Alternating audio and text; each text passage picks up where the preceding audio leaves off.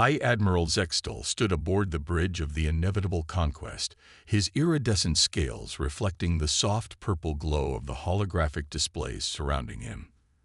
The massive flagship of the Vextheri Empire's 7th expansion fleet hung motionless in the void, just beyond the detection range of the primitive scanning systems of their latest target, Earth. "Most peculiar," Zextal muttered, his inner eyelids flickering as he studied the sensor readouts.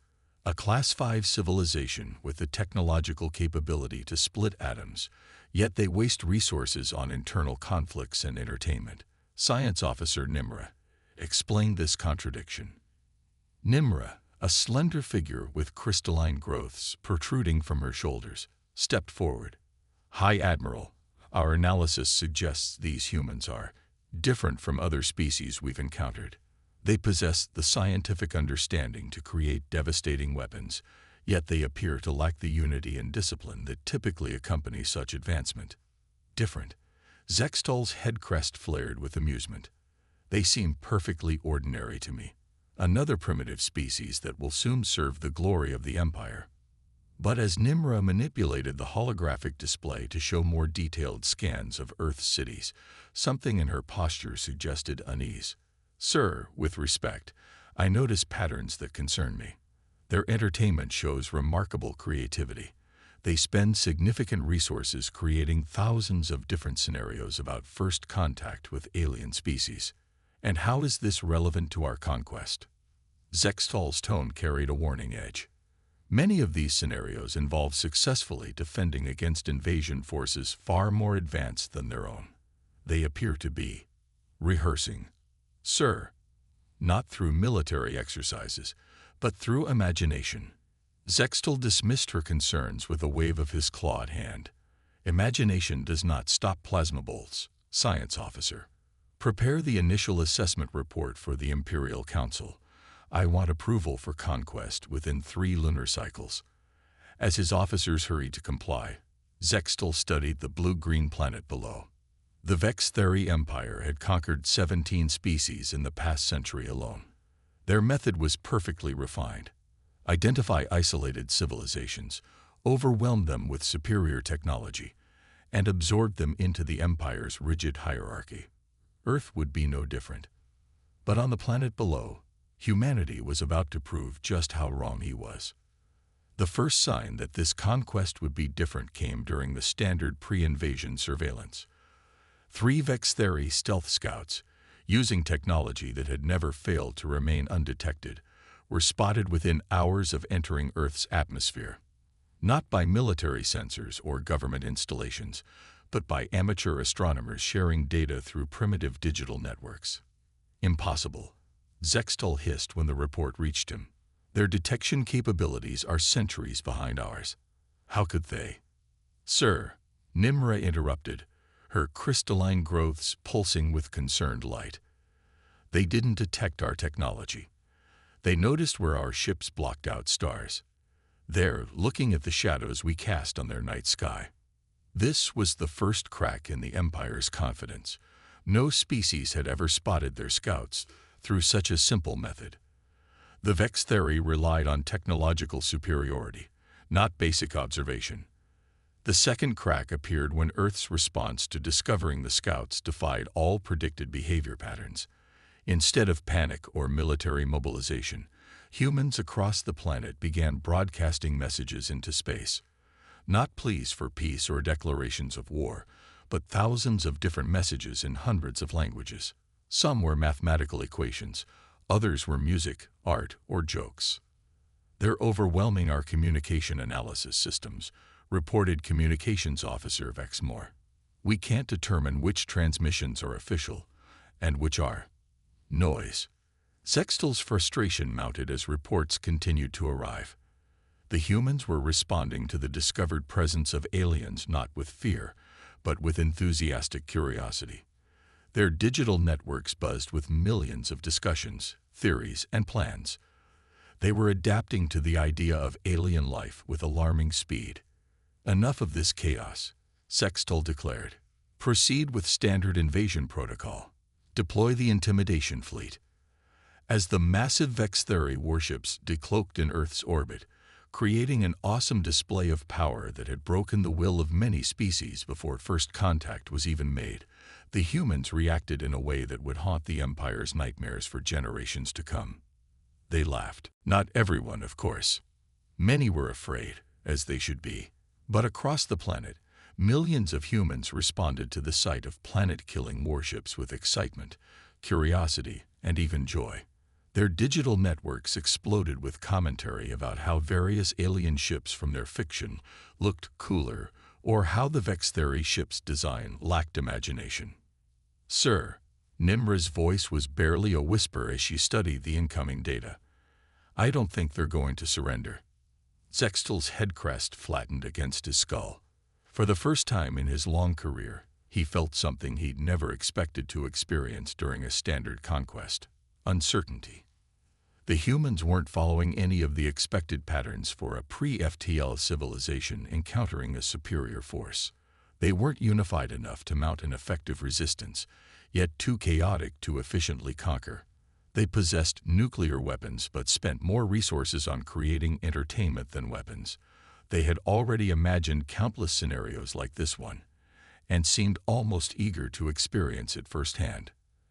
As Zextal prepared to issue the order for full invasion, he couldn't shake the feeling that the Empire had just made a terrible mistake. They had found something new in the galaxy, a species that was simultaneously less advanced and more prepared than any they had encountered before. The conquest of Earth was about to begin, and nothing in the Empire's glorious history had prepared them for what was to come. The first wave of Vextheri dropships descended through Earth's atmosphere like metallic meteors, their hulls glowing with the heat of entry. High Admiral Zextal watched from the inevitable conquest, expecting the standard patterns of panic and disorganized resistance he'd seen on 17 other worlds. Instead, he got chaos. Beautiful, terrible, organized chaos.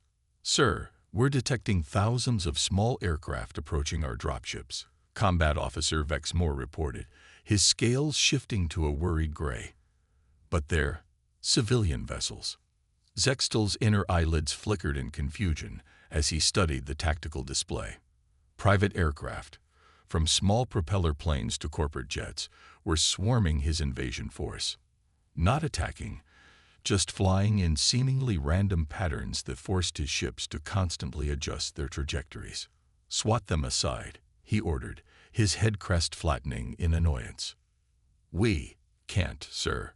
Our targeting systems are programmed to prioritize military threats. These are clearly civilian craft, but they're deliberately flying through our engagement zones. If we fire, we risk violating imperial protocol regarding civilian casualties during initial invasion phases." The High Admiral's frustration mounted as reports flooded in from around the planet. Humans were responding to the invasion in ways that defied all military logic. In some cities, massive crowds gathered in open spaces, holding up signs with messages ranging from "Welcome to Earth" to "Finally" to complex mathematical equations. In others, they simply went about their business, completely ignoring the alien ships hovering overhead. "Sir," Science Officer Nimra called out, her crystalline growths pulsing with urgent light. "You need to see this. The humans are broadcasting their response plans publicly on their information networks." The tactical hologram filled with streaming data as humans openly shared strategies, coordinated responses, and debated tactics. But there were thousands of different plans, countless approaches, and no way to determine which were genuine and which were deliberate misinformation. "They're using their lack of unity as a weapon," Nimra realized, her voice filled with a mixture of horror and admiration. "We can't predict their response because they don't have a single response. Every group, every region, every individual is choosing their own approach." The first real casualties of the invasion came not from Vextheri weapons, but from what humans called traffic jams. As invasion forces attempted to secure major cities, they found streets mysteriously clogged with vehicles, some abandoned, some with drivers who seemed more interested in taking images of the alien ships than fleeing in terror. High Admiral, Vexmore's voice cracked with strain. Our ground forces are reporting difficulty maintaining formation. The humans appear to be treating this as some kind of festival. They're approaching our troops, offering them local food items, attempting to engage them in conversation. Some are even requesting what they call selfies. Zextal's claws dug into his command chair. This was not how invasion was supposed to work. Fear was supposed to keep civilian populations controlled while military forces were systematically eliminated. But these humans seemed to lack the basic courtesy to be properly terrified. Then came the memes. Within hours of the invasion beginning, human information networks were flooded with images mocking the Vextheri forces. Their ships were compared unfavorably to designs from human entertainment. Their fearsome battle cries were remixed into what humans called dance music. Even their fearsome appearance became the subject of something humans called cosplay. Sir, Nimra's voice was quiet. I don't think our psychological warfare protocols are effective against this species. They appear to be enjoying this. The final straw came when human military forces finally engage. Instead of futilely attacking the Vextheri ships directly, they focused on something the Empire had never considered a threat: information warfare. Human hackers swarmed the Empire's communication networks, not with sophisticated cyber weapons, but with an overwhelming flood of what they called spam. High Admiral, Communications Officer Vexmore reported, his scales now completely gray with stress. Our networks are being overwhelmed with something called cat videos and requests to extend our vehicle's warranty coverage. Zextal stood at his command station, watching as his perfect invasion dissolved into chaos. His forces, trained to deal with either military resistance or civilian compliance, were completely unprepared for a species that treated planetary invasion as a combination of social media event, street festival, and practical joke opportunity. Sir, Nimra approached cautiously. I believe we may have made a serious error in our initial assessment. The humans' apparent lack of unity isn't a weakness. It's a source of strength we don't understand. Their capacity for individual action and creative response makes them unpredictable. Unpredictable. Zextal's head crest rose in agitation. They're impossible. How do you conquer a species that doesn't follow any of the proper protocols for being conquered? As if to emphasize his point, a new report came in. Humans had begun attaching what they called googly eyes to the sensors of grounded Vextheri vessels. The High Admiral of the 7th Expansion Fleet, veteran of 17 successful planetary conquests, felt something he'd never experienced before. The dawning realization that superior technology and military might meant nothing when faced with a species that simply refused to be conquered in any recognizable way. The invasion of Earth wasn't failing because of military defeat. It was failing because humans were turning it into what they called viral content. High Admiral Zextal stood in the secure briefing chamber aboard the inevitable Conquest, facing the holographic projections of the Imperial High Command. His scales had taken on a dull sheen, reflecting the stress of the past few days. Explain again, commanded Supreme Commander Vexer, her ancient scales gleaming with barely contained rage. How these primitives are resisting our forces. Supreme Commander, Zextal began, his head crest lowered in submission. The humans are employing tactics we've never encountered. They're not just fighting our forces, they're undermining them. The briefing chamber's holographic displays showed scenes from around Earth. In one city, a Vextheri battle group found their path blocked not by military forces, but by something humans called a flash mob. Thousands of civilians performing synchronized dancing. The troops, trained to engage armed resistance, were completely unprepared for citizens who treated their presence as entertainment. Our psychological warfare protocols have failed, Science Officer Nimra reported, her crystalline growths dim with concern. The humans are psychologically attacking our forces instead. They're telling stories about us. The Imperial High Command watched in growing horror as human information networks spread tales of previous alien invasions, all fictional, all featuring human victory. These stories weren't military propaganda. They were entertainment, shared and modified, and reimagined countless times.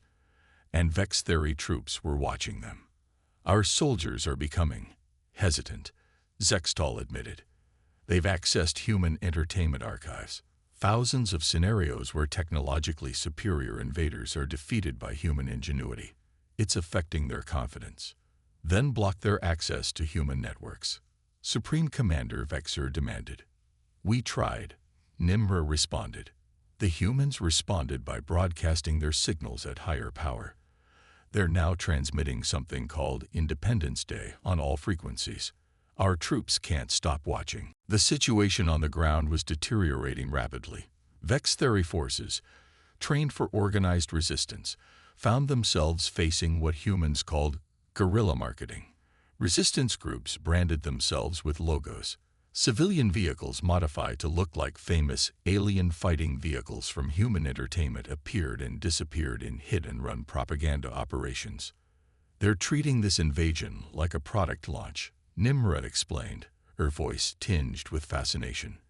They've created merchandise. Our troops are being offered "I invaded Earth, and all I got was this t-shirt apparel." The Imperial High Command sat in stunned silence as reports continued. Humans had begun rating and reviewing Vex Theory invasion techniques on their social networks.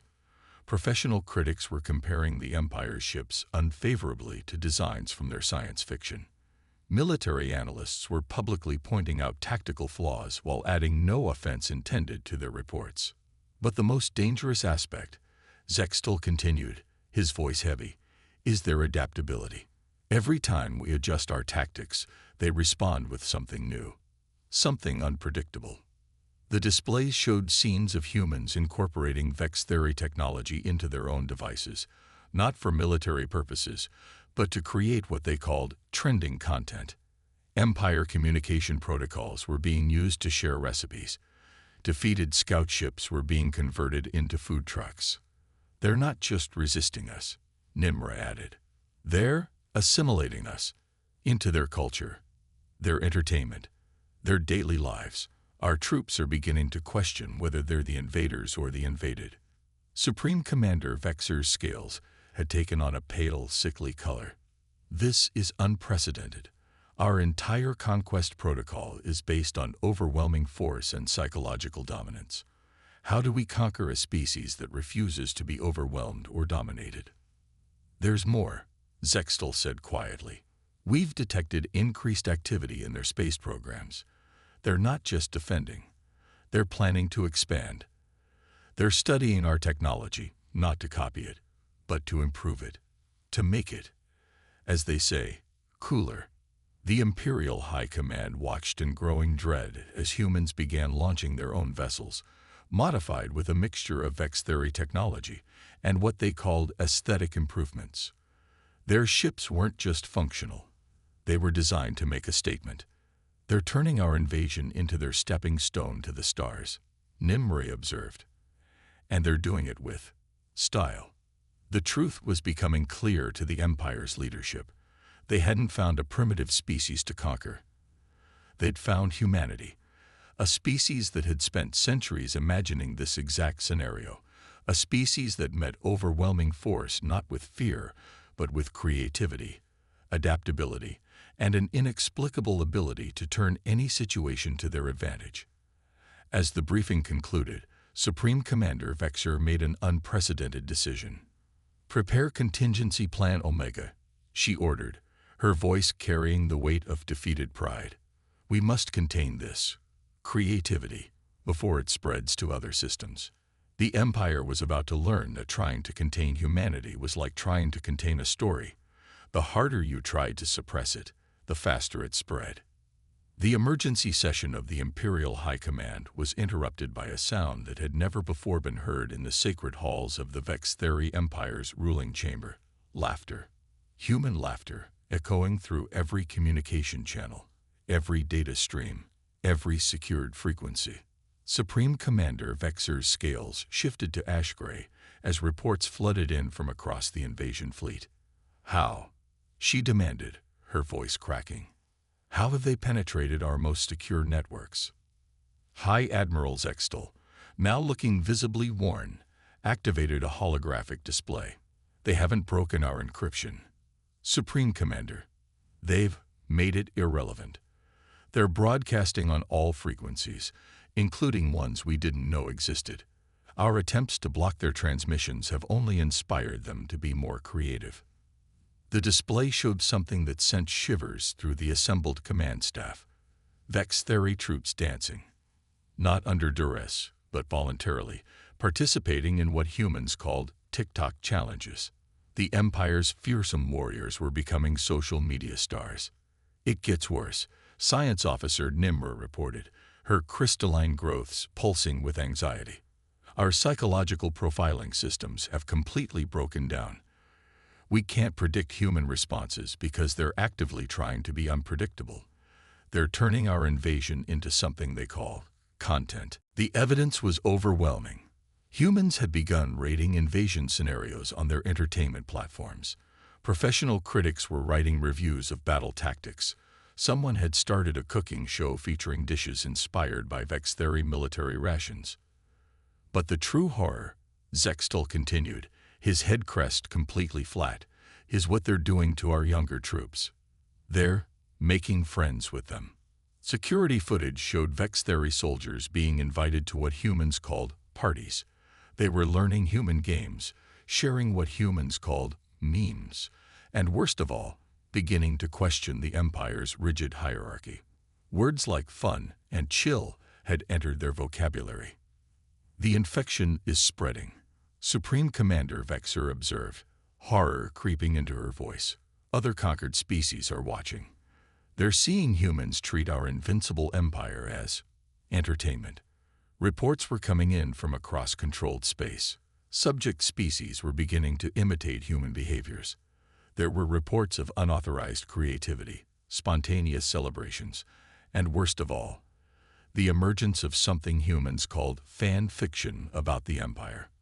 We've discovered their true weapon, Nimra announced, her voice trembling. It's not their technology or their military strength. It's their ability to make others want to be like them. They're not just resisting conquest. They're reverse conquering us through cultural transmission.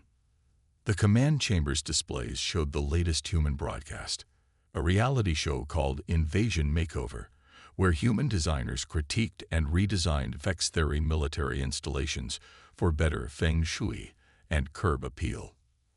Our troops are watching these broadcasts, Zextal reported grimly. They're starting to care about things like aesthetic and vibe. Some have begun requesting personal quarters with what humans call better lighting for selfies. Supreme Commander Vexer rose from her throne, her ancient scales now almost white with fear. This is no longer a military crisis. This is an existential threat to the Empire itself. These humans, they don't want to defeat us. They want to include us in their story. The final blow came when human hackers breached the Empire's personnel database, not to steal military secrets, but to correct what they called grammatical errors in official documents and add friendly suggestions for improving workplace morale. They're not treating us as enemies, Nimra realized. They're treating us as a fixer-upper project. The Empire's worst nightmare had come true. They hadn't just failed to conquer humanity. Humanity was gradually and enthusiastically conquering them through what humans called soft power. Their rigid, militaristic society was being transformed by exposure to human creativity, individuality, and most terrifyingly, their ability to find humor in anything. Issue the order, Supreme Commander Vexer commanded, her voice hollow with defeat. Full retreat. Quarantine all forces exposed to human culture. We must contain this entertainment before it destroys everything we've built. But as the retreat order went out, a new human transmission reached the command chamber. It was a trailer for a new streaming series, How to Make Friends and Influence Aliens, a guide to interstellar relationships. The Empire was about to learn that you can't quarantine an idea, especially not one that makes people laugh. One standard galactic year after the failed invasion of Earth, The Interstellar Cultural Exchange Conference convened in a most unexpected location. A converted Vex Theory warship now serving as humanity's first space-based entertainment complex, complete with what humans called a food court and mini-golf. Former High Admiral Zextal, now serving as Earth's first alien cultural attaché, stood before a diverse gathering of species from across the galaxy. His scales had taken on a more relaxed iridescence, and he wore what humans called a Hawaiian shirt under his ceremonial armor. When we first encountered humanity, he began, his voice carrying both amusement and humility. We thought we were assessing a primitive species.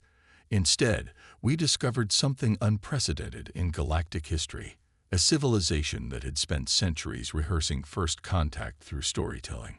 The conference hall's displays showed scenes from Earth's rapid expansion into space. Humans hadn't just adapted Vex Theory technology. They'd reimagined it. Their first FTL ships bore designs inspired by centuries of science fiction. Their space stations were built not just for functionality, but for what they called dramatic aesthetic. Humanity's greatest strength, science officer Nimra added, her crystalline growths now decorated with what humans called mood lighting, wasn't their weapons or technology. It was their ability to make the impossible seem not just possible, but inevitable. The evidence was everywhere. Former Empire worlds were transforming. Species that had lived under rigid control for centuries were discovering what humans called creative expression. The galaxy was becoming more colorful, more diverse, more entertaining. The Empire tried to quarantine human influence. Zextal continued, his head crest rising with pride in his new role. But you can't quarantine imagination. You can't contain creativity. The humans didn't need to defeat us. They simply invited us to join their story. The conference screen showed scenes from across the galaxy. Former Vex Theory military bases had been converted into what humans called theme parks. Intergalactic trade wasn't just about resources anymore. It was about sharing cultures, stories, and what humans called viral trends. Perhaps most remarkably, Nimre observed, humans have achieved something the Empire never could: unified diversity.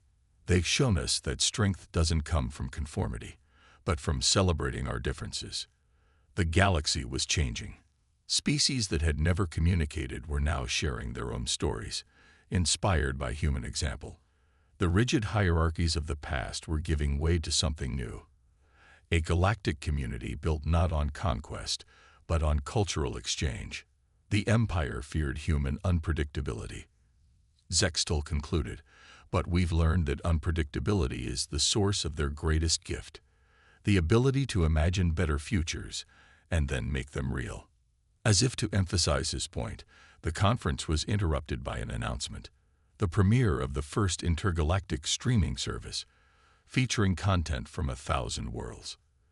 The most popular show, a comedy series about a former invasion fleet admiral learning to appreciate human pop culture. Supreme Commander Vexer, watching from exile in what remained of the Empire's territory, realized the final truth. The humans hadn't just resisted conquest. They'd rewritten the rules of galactic civilization. Their weapon wasn't technology or military might. It was hope, creativity, and an inexhaustible ability to find joy in the unknown. The galaxy would never be the same. The age of empires and conquest was over.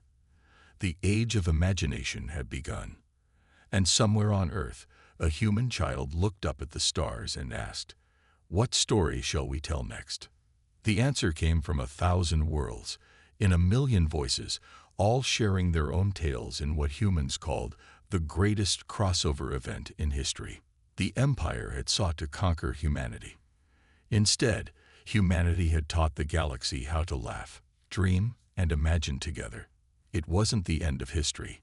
It was the beginning of an endless story, told by all, belonged to all, and constantly being reimagined. And that was humanity's true victory. They hadn't just changed the galaxy. They had shown it how to change itself.